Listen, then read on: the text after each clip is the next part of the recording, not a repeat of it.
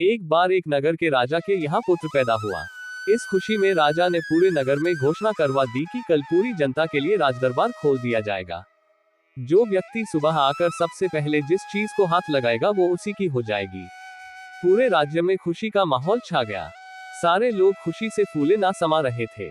कोई कह रहा था कि मैं तो सोने के कलश पर हाथ लगाऊंगा, किसी को घोड़ों का शौक था तो वो बोल रहा था घोड़े को हाथ लगाऊंगा। इसी तरह सारे लोग रात भर यही सोचते रहे कि सुबह वो किस किस चीज को सबसे पहले हाथ लगाएंगे।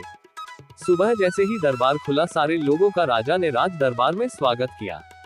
जैसे ही सबको अंदर आने का आमंत्रण दिया, सभी लोग राजमहल में रखी कीमती चीजों पर झपट पड़े।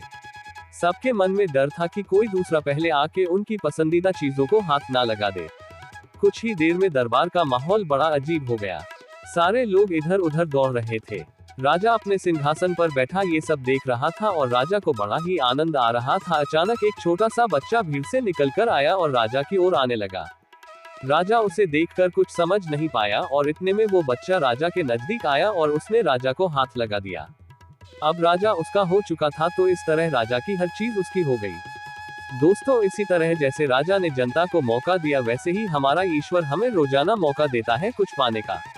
लेकिन हम नादान हैं और ईश्वर की बनाई हुई चीजों को पाने में अपनी पूरी शक्ति लगा देते हैं।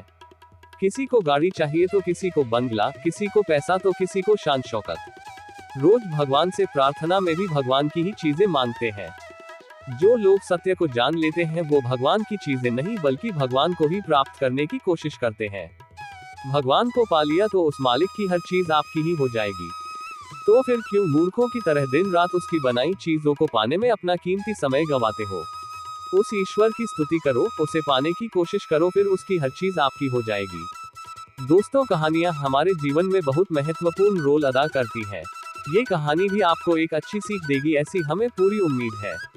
आप इस कहानी को देखकर नीचे कमेंट बॉक्स में अपना